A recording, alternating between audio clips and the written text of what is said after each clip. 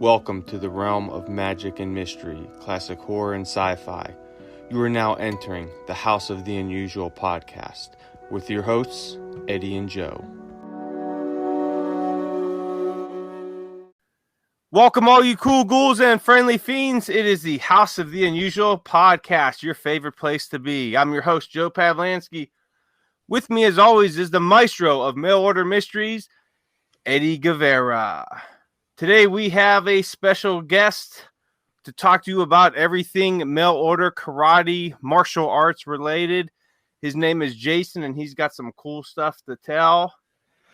But before we get started, we want to send a special shout out to our friend, our co-host, Cheri Caputo. Today is her birthday, so happy birthday, Cheri. Her and Chuck will not be with us today. They are out doing birthday type festivities all day, so hopefully they're out having fun. And Cheri, happy birthday to you. All right, so Cheri. Yeah, happy birthday. I'm sure she's out having plenty of fun with her and Chuck. Oh, she's not. She's not. What's that? I was going to say she's not too fond of Chuck and his ventriloquist dummy. Yeah, hopefully he didn't bring that with him on their birthday dinner date. But we'll find out all about it next week. We'll have to grill her and see how Chuck did for her birthday. Let's see, what do we got going on for today before we get into our conversations? You know what? I'm going to turn it over to Eddie and see what's new from him, because he just landed from Florida, and I'm sure he's got a lot of stuff going on. So, Eddie, man, what's new? And welcome back. Welcome back. Thank you, sir. Thank you. Back to New Jersey. I don't even know if I'm back or going or coming. But anyway, Joe, I guess we kind of feel the same way today. But oh yeah, what I was gonna say is the good thing is down there. My brother actually, who's he was on the last week's podcast. He's kind of like a psychiatrist / research clinic he owns. And what happened is he's good at social media. So he's been helping me with our social media. And we actually went up, ready for this, by 557 subscribers in a week. That is a awesome. record breaker for us. I mean, and that was, if you look right now, the YouTube channel is at 2,200 and something. We were at 1,700, I think. Yeah, I just seen that, man. That's awesome. And thank you to everyone out there who's subscribing to us. That helps us out tremendously. So thank you. So that's been going on. The other thing that was kind of funny is my granddaughter somehow got my phone, and she posted on Instagram a couple of photographs she took her for little characters. And I think I thought it was kind of cute, but I think some Instagram followers thought it was somebody hacked into the channel, and we lost 15 subscribers to Instagram.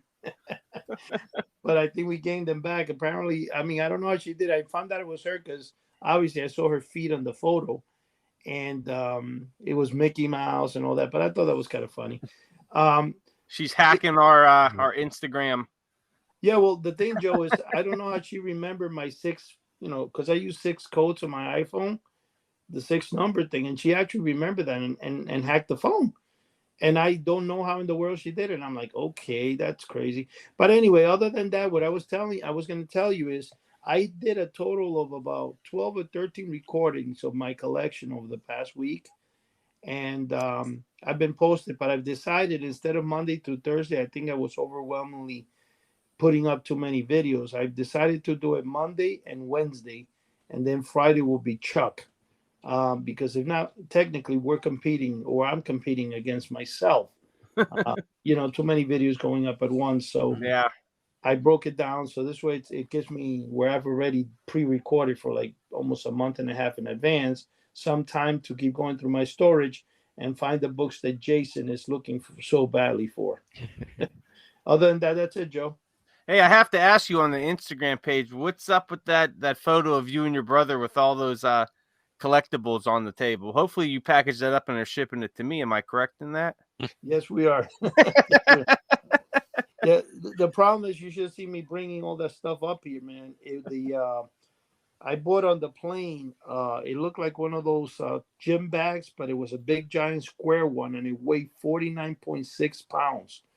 And carrying that without wheels and the carry-on, and then 2 bags of toys was insane. And that caused a really, really big problem. Not problem. I mean, I did get it here, but getting home was just crazy, man. Crazy. Now, how was Coral Castle this time around? It looks like it wasn't raining there this time, so I'm sure you had a lot more fun and was able to see the sights a little bit better. You know what, Coral Castle, it is what it is. I'm preparing a little bit of slideshow for it. They're like kind of against recording and all this stuff. They want you to pay thousands of dollars to record. So I had to do my sneaky way, you know. But but what I was gonna say, it's a fascinating place. There's actually one of those guys that works there. He kind of came, or he used to work there. Actually, used to work there. He kind of came up to me and said, "Hey, I was there for a very long time. I could tell you all the insights. I have pictures that no one has, and the type of conspiracy theories guy." And I gave him my number. I don't know if he's reached out to my brother yet or not, but he could be a pretty good, interesting person to have on the podcast. He has to use a fictitious name, kind of though. But the To whole give us thing, all the secrets of Coral Castle. the secrets being like there's parts of Coral Castle, like supposedly there's a big pillar there that has like an X marks the spot, like in the center, like a wire, looks like a bullseye from a rifle.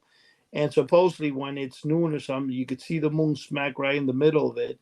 So he was able to actually take a picture of that, and he has some live pictures from 1940s and 30s of the actual guy who built it with his family. So technically, yeah, he's got a lot. I saw the pictures and photos. They would be phenomenal. I mean, it is what it is. Is we always deal with the UFO, the strange, and whatever is unusual. That's for House of the Unusual. Then the other thing is, like I mentioned, we've had. I guess you know how you can tell you're doing good because there's a lot of copycats on the internet right now, and all of a sudden we've had a couple of house of this, house of that show up with the internet, and there's one that even took Joe's beautiful face. But Joe, we took care of that. Awesome. Sounds good. All right. Hey, before we get into our special guest today, I just want to give a shout out to mymoviemonsters.com, your home for Scary Monsters magazine and all things horror and sci-fi. They are shipping out the new Castle of Frankenstein number 36, so make sure you pick that up. The owners of Scary Monsters magazine, Don and Vicky, they do have the trademark, the official United States of America trademark for Castle of Frankenstein. So it is theirs now, and they are putting out number 36, Lost Voyages of Sinbad. So it is shipping. It should be at your local bookstore if it's not already. Make sure you are looking for that. Also, Scary Monsters number 129 is coming in late November, early December, and it is the Creatures, Caverns, and Undergrounds Worlds issue. Make sure you go online, either pre-order that or check it out at your local bookstore. It'll be in right in time for Christmas.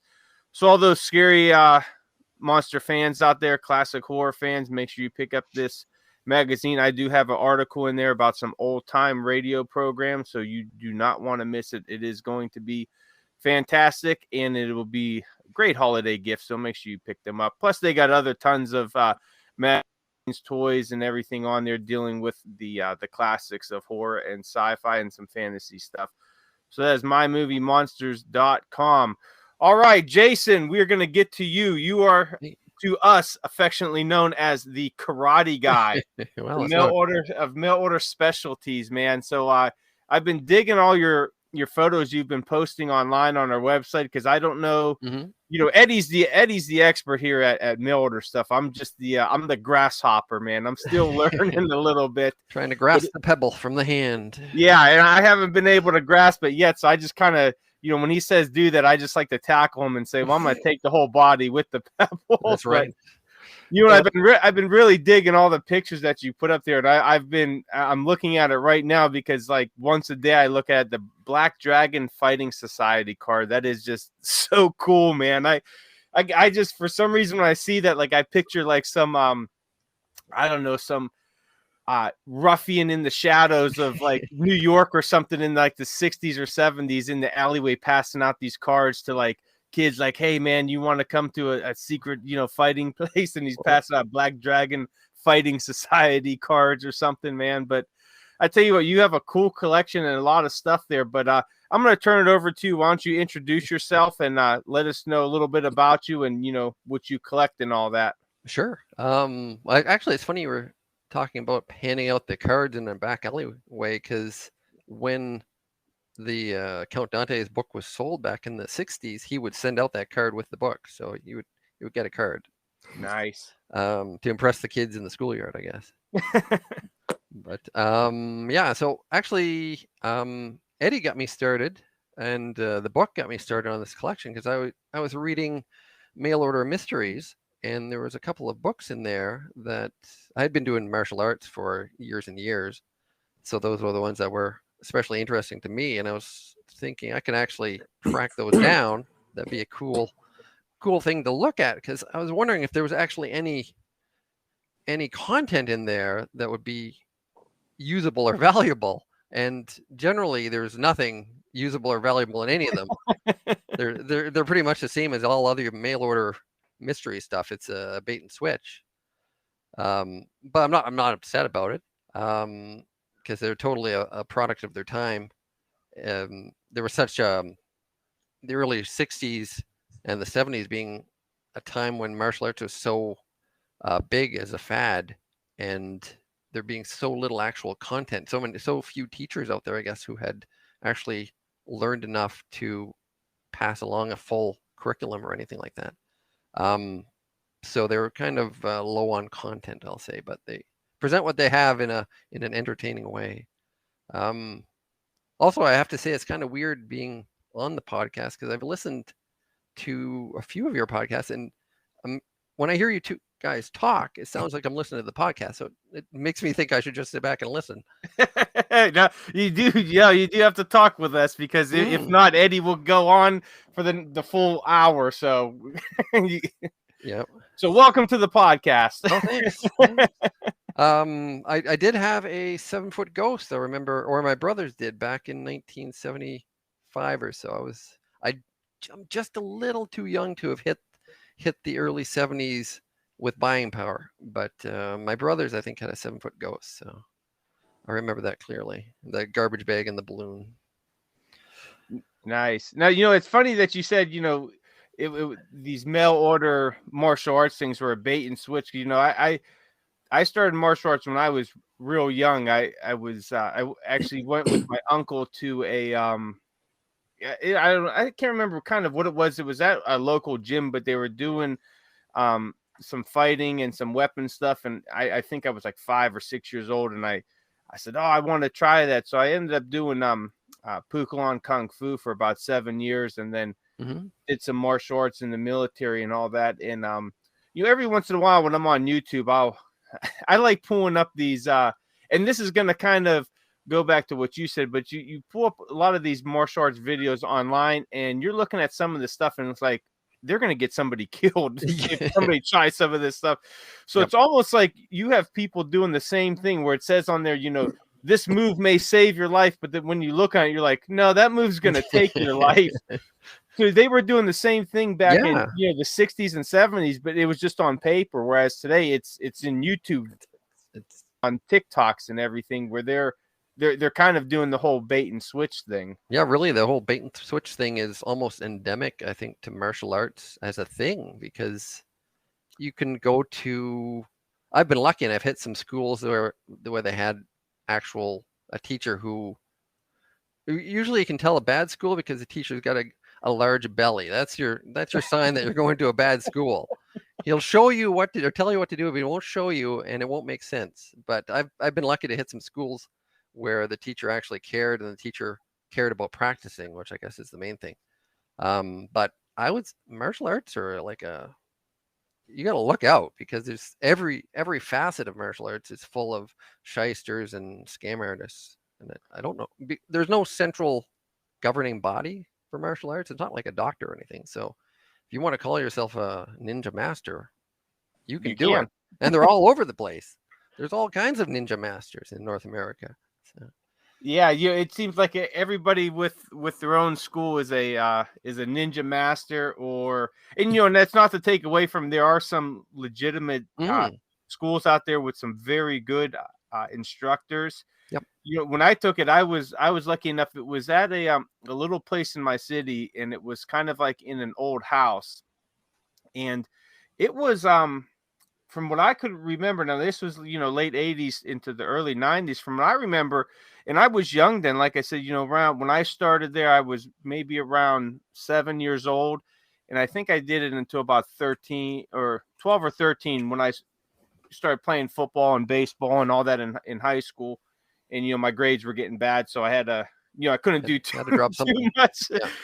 But I went with all adults there. There was me and another guy my age, and it was there was kind of no holding back. We got our it would be rough. That sounds like a rough place. It was rough. And I mean, they didn't go full blast at you like they would do themselves, but there was no like, oh, you're a little kid, so we're you got whooped on. And it was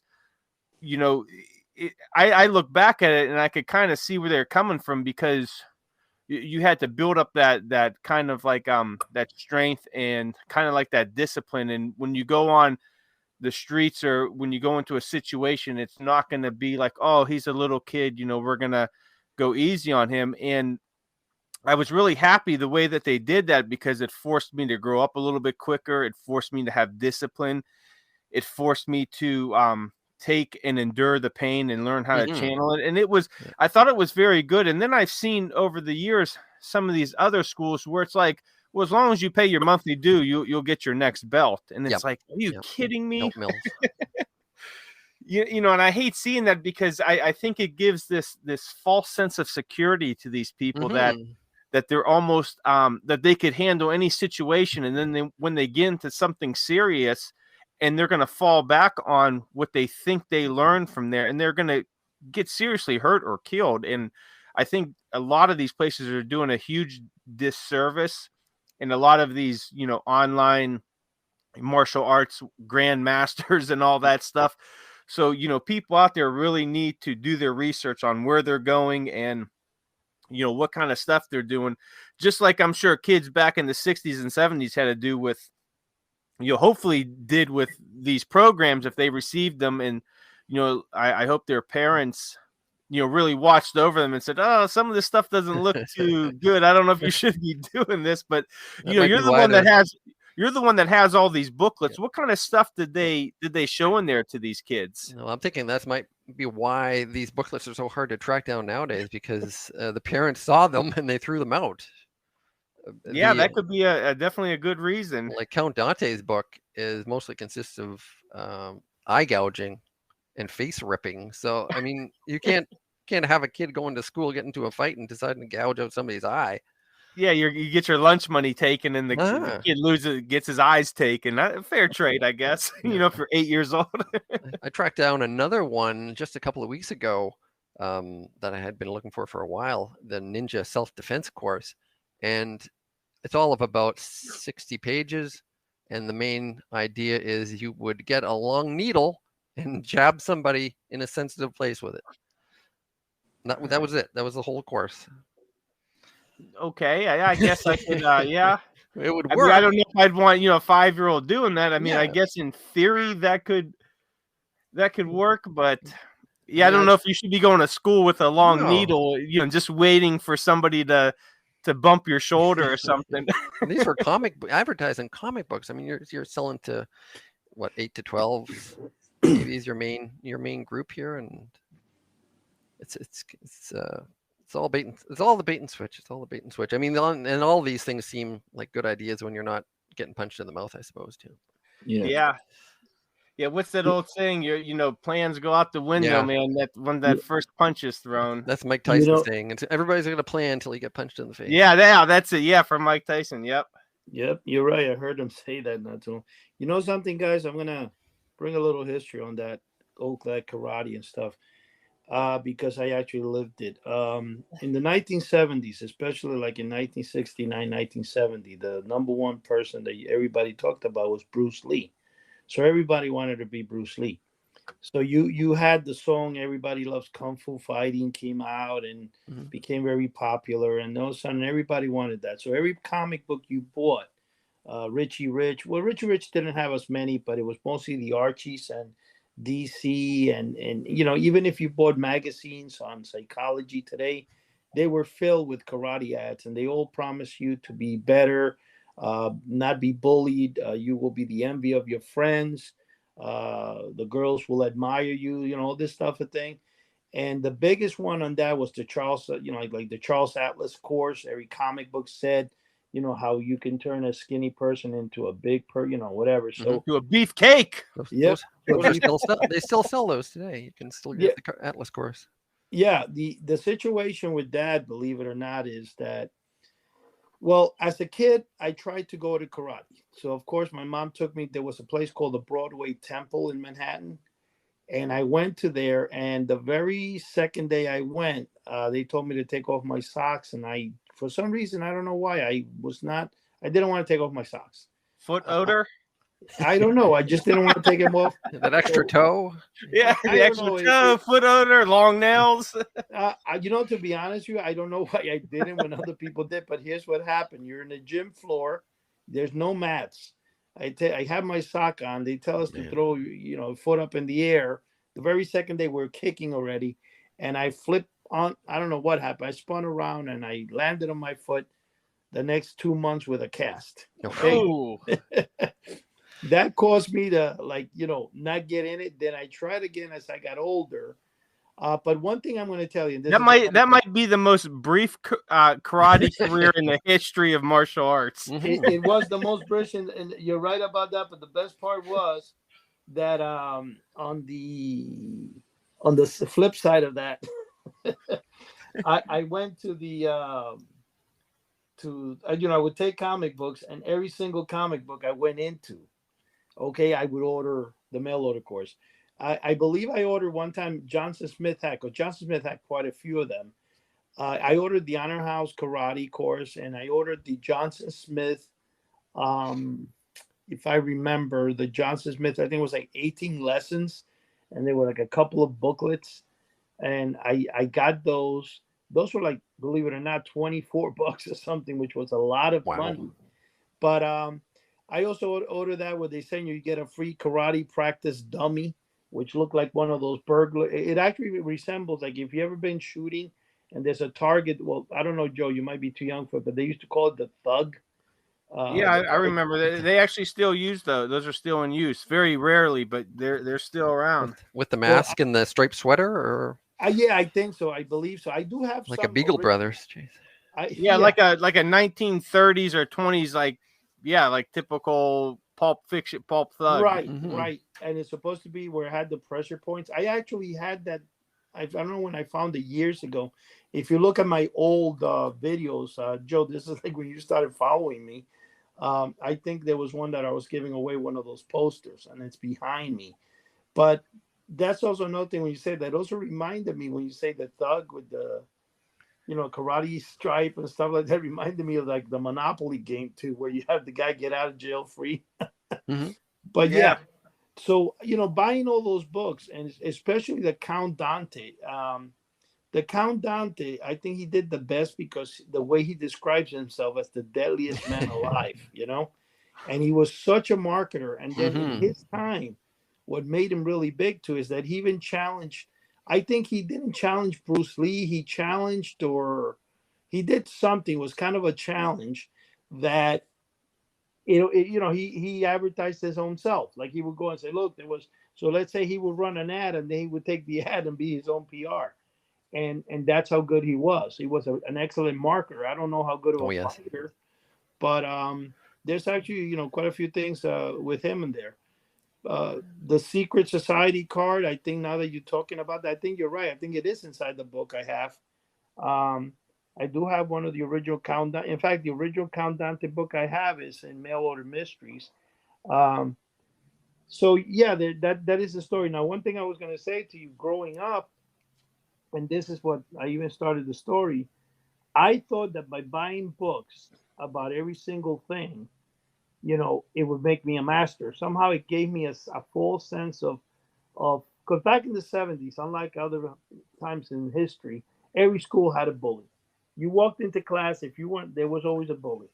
So I guess I felt that by knowing all those different things, I would know. And this actually, when I was like 13, 14, I started buying the Bruce Tanger's Complete Course of Karate, the Bruce Tanger's Complete Course of Jiu-Jitsu. And he was pretty famous at the time, writing books. And these books were like 10, 20, $30 a book. And I bought every single, the entire course of I remember it was the Kai or Sai. Oh, yes. Yeah. The entire course of the bowl. And I bought books after books after books. And then I'm like looking, I'm like, what the hell did I even learn? I never took a book. And when I try to go again into Kung Fu, where my friend joined Kung Fu when I was 14, this was a very legitimate school. And the guy who was... what year would that have been, Eddie? I think this is probably 1980, 81. Okay. I'm in high school now. And I think it was Sifu was the name of the guy. And he came out in a couple of karate magazines and the front cover. So he was pretty good guy. But, getting back, Jason, to what you were saying about schools and you, Joe, there's one particular school. I'm not going to even get close to naming the town or name because they'll know and for certain reason, but it's the biggest scam I've ever seen. You go inside and they have like loud, like over music that just disturbs the ears, and that's how they get the kids. And they got the kids. I mean, they got 5 and 6 year old kids breaking boards. So every time you go there, let's break boards. That's not teaching the kids any self-defense. In fact, it's just ripping off from their money. And my son, he joined when he was 8 years old. I paid for the entire year. Not 8, I'm sorry. He was like 7 years old. And I paid for his entire year karate. And the school was phenomenal because at the end of the week or something, they would I think once a month, they would perform with this board breaking and stuff. But the guys that were there doing it were black belts. They were skinny. They were masters because you could see they were really good. But then, of course, my son went for about 3 months and then I lost the rest of the money because he backed out. But then, this is the funny thing. He now turns 18, 19 years old. He decides to join. I don't know how he got a hold of the Gracie's jiu-jitsu, Brazilian jiu-jitsu, whatever it was. And he went to a Gracie studio and he even met the Meow brothers and stuff. So he went on to pursue it heavy duty where he's basically on it for like the last 5 years. And he goes like religiously almost 7 days a week. And, he's become now, like a state trooper and stuff. And but the thing with him is that he's almost a black belt. I think he should be in the next 8 months a black belt. But when you're talking about people paying for black belts, where my son was little, I remember that every time you went, it was like $80 to go to the next level. And then if you got a black belt, it was $800. But I find it funny in this school that I'm talking about right now, that there's a little girl, I would say 12 years old, and she's got a black belt.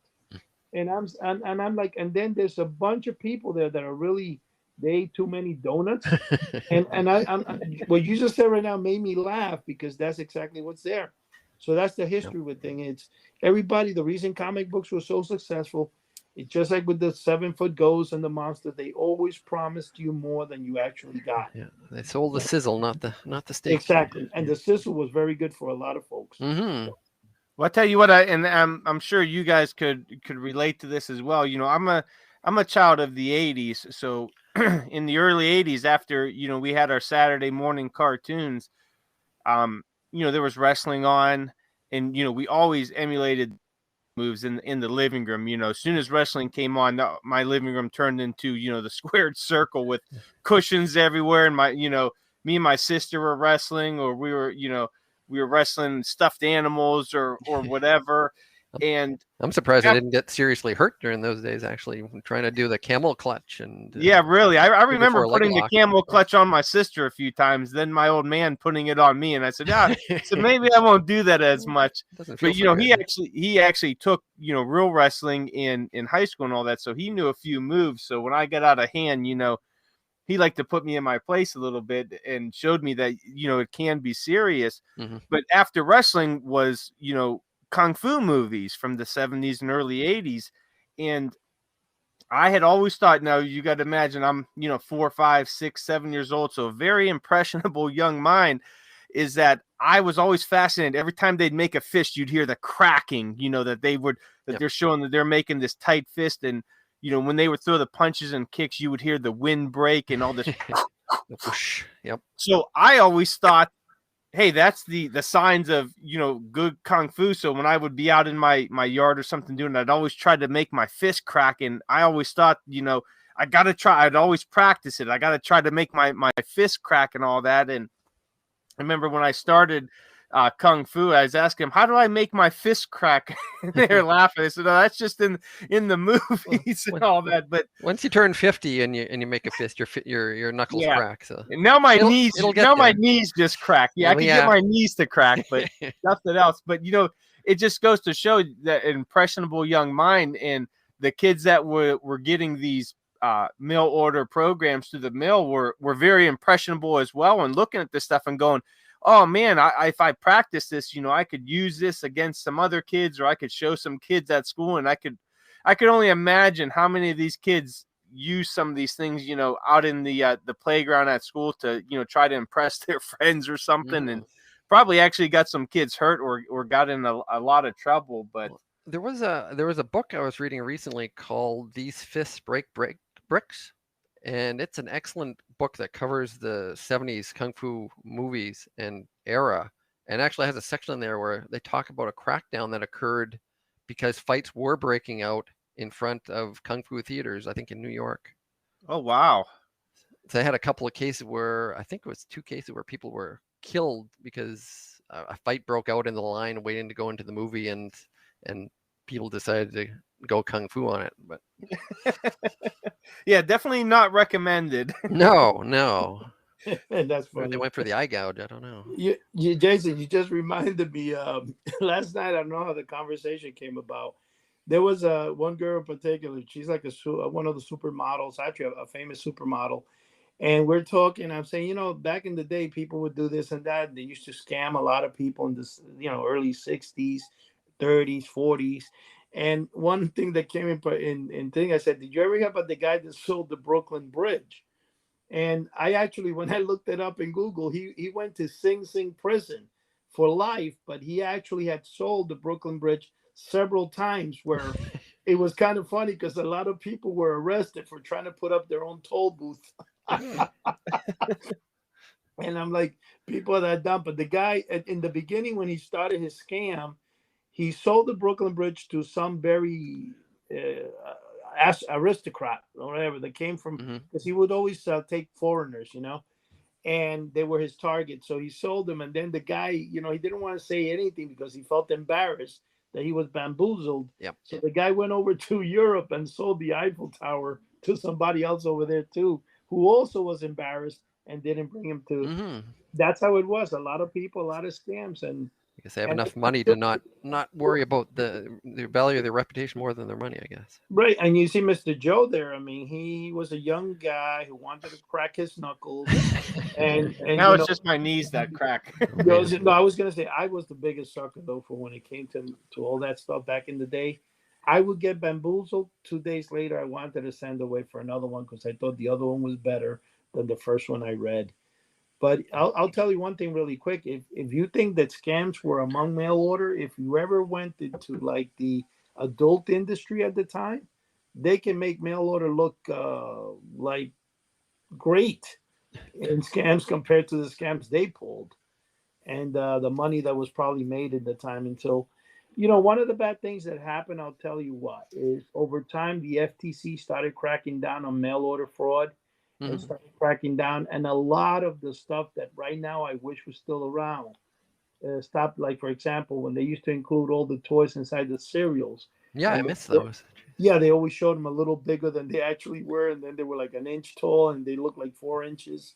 And all that thing had to stop. But at the same time, they also ruined an industry that I grew up in that, quite frankly, I think what made a lot of collectors like me collectors are the fact that we were, the word again, bamboozled, and how great it felt to be bamboozled when you let your imagination run wild to a point.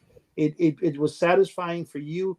It was, let's say, it was very therapeutic at the time for a young kid to have an imagination that could think and hope for something that wasn't real. So they kind of took that away from people by being so like, you know how the government is. So anyway, Well, they did that too a lot. I mean, just with anything. I remember toy commercials in the 80s where they'd have these kids playing with these toys and doing all this awesome stuff. And it's like, oh man, I want that. And then you'd get it and be like, I can't do anything with this. It just sits there. You can't move anything. I'm not having these great adventures. But I could see, they do that in everything, and it's still, relevant today in society, just in a lot of different ways. Mostly, in videos that we see online, like we had talked about. But yeah, the influencers are selling the same stuff nowadays, I guess.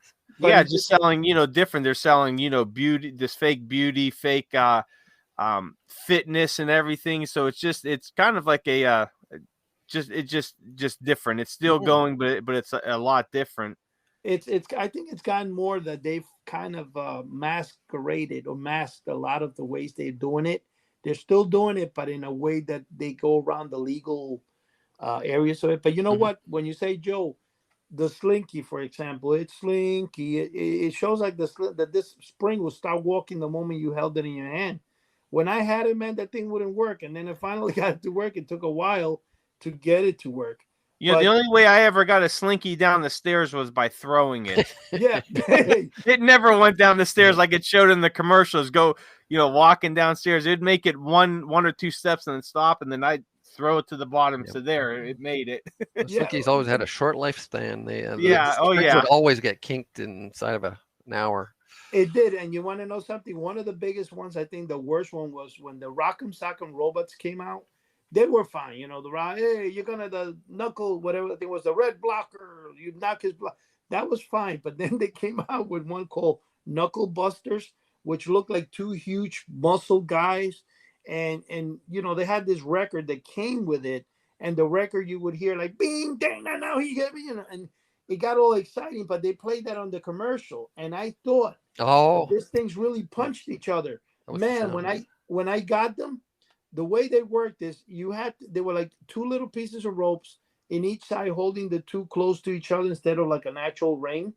So the base was tied by two small ropes, right? And when you had to squeeze the bulb, and then the hands through air would pop out, but half the time the hands wouldn't pop out at all. You had to like really squeeze the bulb, and then if you punch the other guy's nose, it would fall back on the base. And then they later had the karate. They had like two G.I. Joe karate figures that they would kick. But honestly, that Knuckle Buster, when I got that, was the biggest disappointment in history. Great looking toy, but it was horrible, terrible. And that's what I think Joe just reminded me of when he said that. Yeah, it's funny because years back, maybe 15 or so years back, when I was in the military, there was a website out, and they were publishing a lot of, there were self-defense books, firearms books, and all that. And Paladin Press. Yes, Paladin Press. Yes, and there was a lot of questionable books in there with stuff, but there were some good books. So they kind of had like these questionable books mixed in with some actual good books. And I remember guys ordering books from there on different stuff, and when I would look at it, I go, guys, this stuff is like, entertainment purposes only. Like none of this stuff is really that good or useful. It's like, it's almost like, today, hey, take this pill every day for a month and you'll lose weight and be in great shape like this guy. It's not a quick fix. You actually have to put in the work. And same thing with all these martial arts books. I think a lot of kids and even adults would look at this and say, man, if I read this book cover to cover and I practice in my living room, I could be, the next Bruce Lee. And well, you got to put in the work and all that, and you got to pay the $80 for the next belt, right? Yeah, they wanted to sell you the secret, because the secret is something that you can get right away instead of the work, which is something that takes years, I guess. Yeah, you definitely have to put in the work. But I tell you what, I'm looking online right now on the booklets that you have in the frames, the picture that you put up, and I could see being a young kid or a young teenager looking at these books and these booklets, and they look really fascinating, and they really jump out at you, especially like I'm looking at him in like the world's deadliest fighting secrets with the cobra on the front. Like that just looks like ominous, and it's like something like I have to have this book. I have to know these secrets. This looks so deadly, and this could make me, you know, a deadly fighting force to be reckoned with out on the playground, you know. But what's actually in that book? I've never seen one inside, but like what's actually contained in there? I'll post up a few pictures on the forum. I took some pics before I put it in the frame. Hey, But it's not. There's pictures of the pictures in Mail Order Mysteries are pretty indicative of what's in there. Eye gouging and ear ripping and hey, crotch grabbing, I suppose. Joe, Joe, I got some news for you. I just got a text. My brother actually went and had Mr. Castro himself give you something, so it's being sent to you, or it was already mailed. So be on the lookout. You'll be able to puff away some good stuff pretty soon, buddy. Awesome. While I'm reading my world's deadliest fighting secrets. Exactly. Right. That's the best on my couch. Yeah. What I was going to tell you is I did sell that booklet a while back, the deadliest fighting secrets. I just got lazy and didn't sell it no more. I'll get you a copy, Joe. I have a couple that I actually reproduced. The problem with that book in particular, it's a very good book compared to the other ones. It's probably Will it make me like Count Dante though? Oh no, better. You'll be able better to as long as I'm better. It's not a marketing book. As long as I can learn it sitting on my couch smoking a cigar, and I could become the world's deadliest fighting man, then I'm good. Well, there's a book actually. I don't know if it's available, Jason. It was the history about Count Dante. Somebody actually wrote a book about him and explained what he was and who he was. And there was one I just read a couple of months ago that came out. I got it off of Amazon. I forget what the name of it was, but it was a history of Count Dante and is it a red book? Short essays. A red cover. I can't remember. It had nice artwork on the cover. I remember. Yeah, because see the thing with any of that stuff, especially with those books, like right now, I think I've never seen anywhere that 6-foot poster with the that you were supposed to get that said you could the pressure points. There was a karate practice dummy. I'm trying to think where mine even would be. But I know you sent me one of those years ago. It was just a black and white one. Yeah, didn't I send you when that? I didn't send you the Count Dante book with that. No, just you sent me a bunch of posters, and that was one of the ones that was in there because I always thought that was fascinating. I'm like, how are you going to learn pressure points off of a one-dimensional dummy poster? I don't think it's really practical. Yeah, but the way they word it, you get a free dummy. They didn't tell you free poster, free dummy. So you think you got to get an actual. I think the big box is coming in the mail, but it's an envelope. Yeah.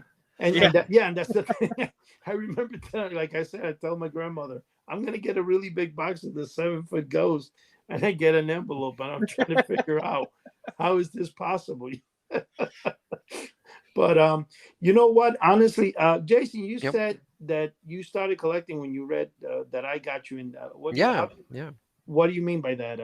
Well, I'd gotten Mail Order Mysteries, and I'd read through it, and it had a few examples of the martial arts booklets, and so I poked on eBay and I found a couple of them right away. Oh, I got you. And so I ordered those, and then they got me started for tracking down some of the others. The one that I have in there, it was kind of funny because when Kirk was around, I was looking for the sub and I couldn't find it. So I mean, we went 3 days rummaging through my storage, and he was just taking pictures and pictures. He took like at least 200-300 photographs.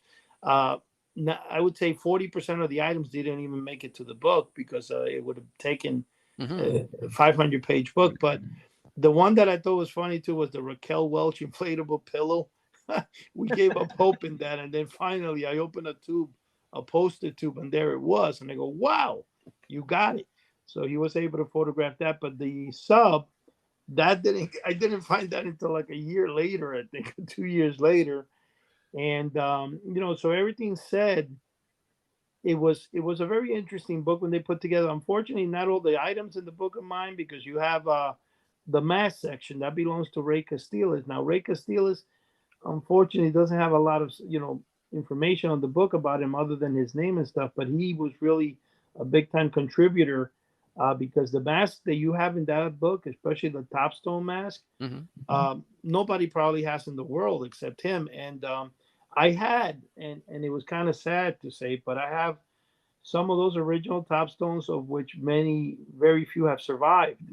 The Teen Wolf being one, turned into a big rubber. I mean, I have it there, but it's a rubber of it's a ball of rubber. You know, Yep. it's very hard to save mask. It Especially gets, latex. That's yeah, the, latex. So I avoided that. But the other things that mostly the original box, the versions of the 6 foot Frankenstein and stuff with the original box. I think the only other person I know, I'm sure that other people have it. The only other person that I know is the guy Rob Zombie or something like that, where he has Taking Care of Business. It's a book that has his collection in it that pictures the two with the original box. Because it's very hard to come across those boxes.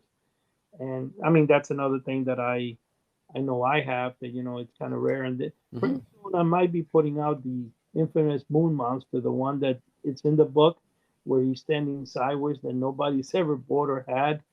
I purposely had, and I told Kirk, make sure that resolution is very low and stuff, and don't put that too big in the book because whatever reason. But Mhm. I see what you were saying. I was just wondering when you said how you got into it, but one thing I'm going to tell you, I have somewhere a while ago, I scanned, which it might be easier to find than the actual book prints. I scanned all those your old books because a lot of those books that you have, especially from the 70s, are actually done in the 1930s. And when you had companies like Johnson Smith, Honor House, all they did was reprint it and put their name in it because there was no copyrights on it. Just like 25 Lessons in Hypnotism is put out by 10 different companies from the time. But Mhm. I just want to let you know that a lot of those books you Yeah, can they're with other titles in the 1920s and 30s. And I did scan about 10 or 15 of those books, and I had them on DVD ready to print if I ever wanted to sell them. So that's what I wanted to tell you that I might be able to find that and send you a copy. Um, I know I've been promising Joe one particular copy with Hidden Doorways, which I actually have in my hand the other day, and I'm like, I got to send him this, and I haven't done so, but I will be doing that pretty soon. But I could probably get one for you as well, Jason. oh cool. No, But no, go ahead, Jason. oh no, I was just thinking there's certainly eras for each martial art, and judo probably the first one, judo and jujitsu, and then they're kick into karate, and then kung fu after that, and then ninja after that. So I can imagine the early books would get reprinted. Uh, the early karate and judo books would get printed up until the 1960s or 70s for sure. Well, I tell you a funny story about ninjas because you just said that, and I'm looking at your picture with Black Belt magazine and has the two ninjas on it, and being a movie lover in the 80s, I watched a lot of classic horror movies, uh, just different movies in general, and a lot of at the time ninja movies were real Mm-hmm. big. Yep. So being young and of course impressionable, I always thought that later in life there's going to be two major issues I'm going to have to face: quicksand and ninjas. I thought everywhere I go I got to look out for ninjas, and I got to watch, when I'm going through the woods I got to watch for quicksand because apparently there's quicksand everywhere, and if I dodge the quicksand there's ninjas coming out at me. But it was funny thinking back on how big ninja movies were. And there was the adult ninjas, there was the little kid ninjas, and it was just, it kind of like flooded the movie place, and a lot of them were B movies or direct to video movies. Mm-hmm. But you'd catch a lot of them on TNT or USA, and they would just be on there all the time. And I just always remember thinking, man, are going to be a huge problem when I get older. They're Wow, around every corner, on every rooftop. maybe Chuck Caputo's a ninja. You got to be careful there, Joe. Yeah, you never know. That's true. He could disappear and reappear and throw a ninja star at you. And Mm-hmm. I'm going to tell you. I think Joe, what you just said and everything, it's one thing. Like just recently, I bought one of the biggest things that I sell before I even say what I bought are the surprise packages. And it blows my mind. Why do so many people order the surprise package? Again, it's the unknown. And one of the things also is I just purchased from Merchants of Magic and I also did from about a couple of months ago from Tannen's Magic Shop, the mystery box. So they have a black box. They put a question mark in front. They sell it to you for like 60, $70. When you get the darn thing, it has things that they probably didn't sell in the store that they just use it to fill in the blank, and that's how they give it to you as a surprise because it didn't sell to the public. And that's usually what a lot of mail order companies used to do and still do. I fell for the $77 for that stupid Merchants of Magic because I liked the thing. And when I got it, I looked and I'm like, wow, man, they even have a book there that has no front cover or anything, meaning the jacket, it probably fell off the thing because it was an old book on the shelf. Or somebody ripped it and returned it. And yeah. Well, I could tell this is basically what I'm going to say. The thing with karate and the reason ninja did better than karate and became more popular is the fact that it's the unknown, the mystery behind it. That's what made mail order. And that's what still as humans, we want the unknown, the secret that's never been told. That's us being optimists, I guess. Right, exactly. And that's what mail order is all about, I think. Yeah. There's J.J. Abrams, the guy, I think he directed Lost. I think he bought the same box from Tannins, and he has a whole TED Talk where he talks about never opening that box. Yeah, because it's worth more to him as a question mark than it could ever anything in it could ever be worth. So yeah, but you know what the problem he did? He made me fall for that, and I bought 4 of them. I didn't buy 1; I bought 4 of them and kept 2 sealed. And I opened 2 only to find out that wow, what a waste of money. Well, Jason, have you heard on here? I don't know how far back you've listened to, but have you heard about the mystery box that Eddie sent me? Was that the box that contained the invisible items? Was that? Yes. Yeah. I should have kept that box, not open. It would have been worth more. Excitement. It sounds like he's played that trick a few times now. Jeez. Yeah. Todd kept it. You know what? It was kind of funny because I wanted to do that because they were, I started sending Todd and Joe a lot of those boxes, like, gifts every week and stuff. And they were all excited. So I go, man, this is the perfect moment. So I sent them. Set them up. But yep. Yeah, but Joe got so angry he tossed it out. And the other guy kept it as a souvenir. I should have just kept mine unopened if I would have known. And you know what's crazy, Joe? You could have probably sold it for a lot of money in a few years. The House of the Unusable mystery box. You never know what's inside of it. It's like a storage locker auction. Who knows what's in there? Yeah. Oh, yeah.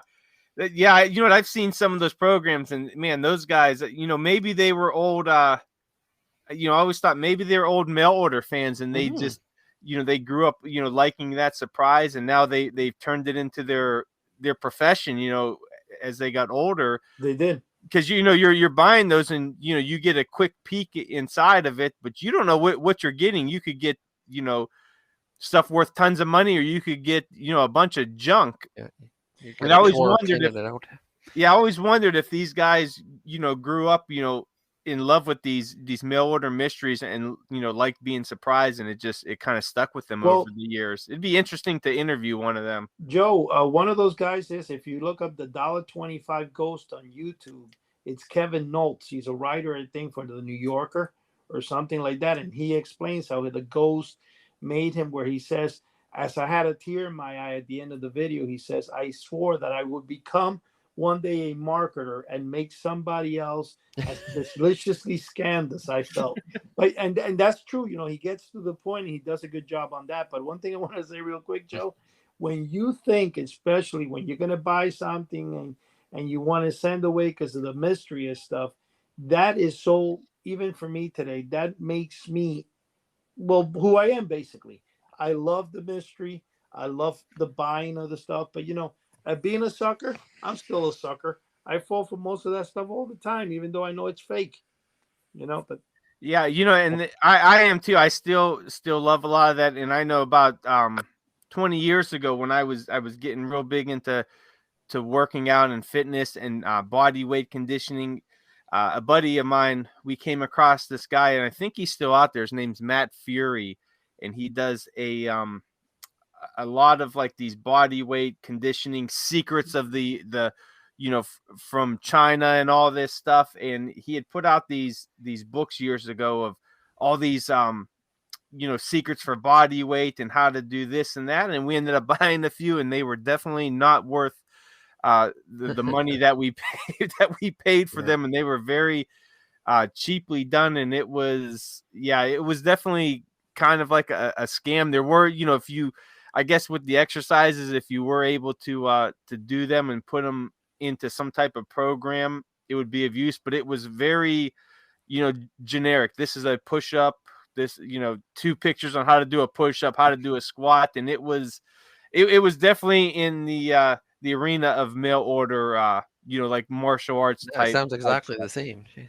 Yeah. Oh yeah, exactly the same. But it was, it was in like a regular kind of soft cover book form, and yeah, definitely kind of like a scam to say the least.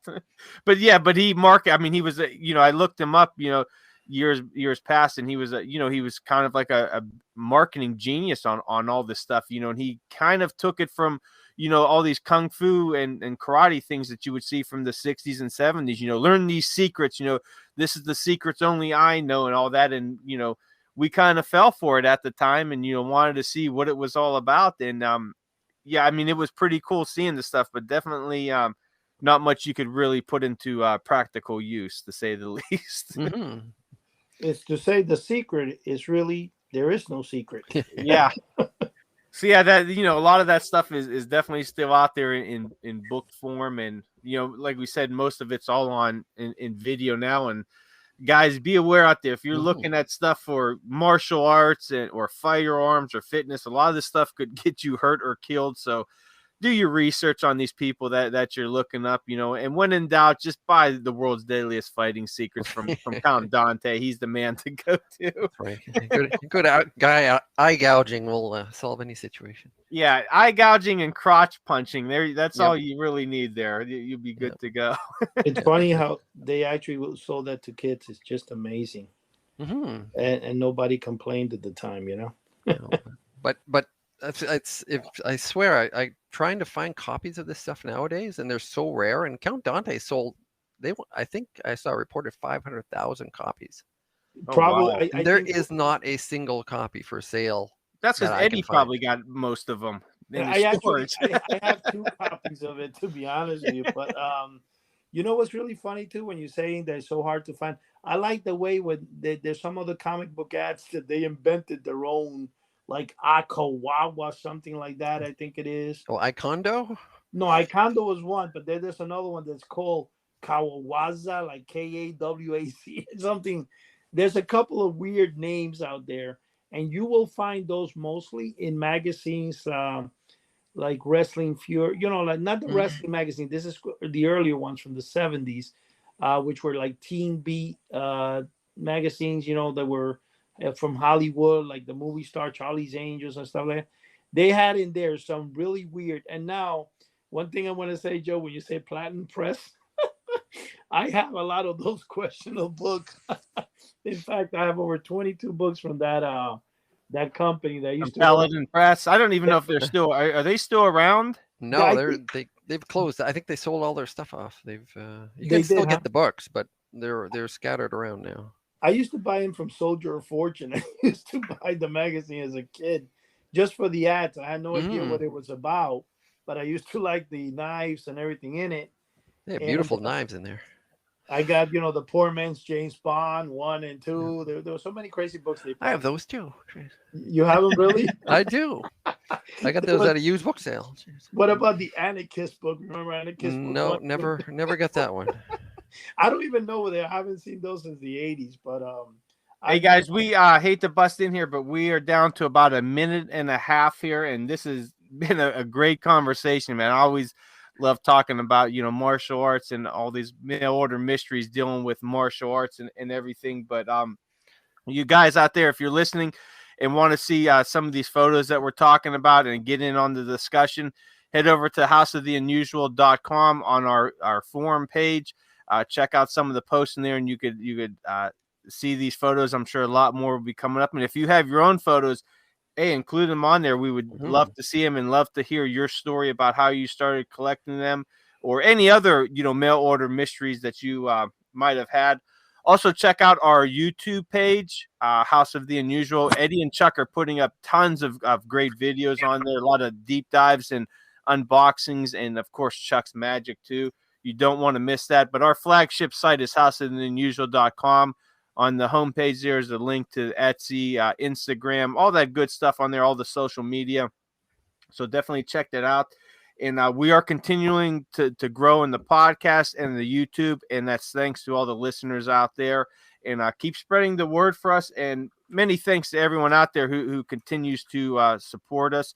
And if you're interested in coming on the show and talking about your collection or whatever you're interested in, hit us up on houseoftheunusual.com.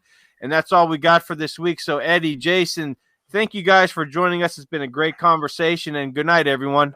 All right. God bless. Good night. Good night. Good night.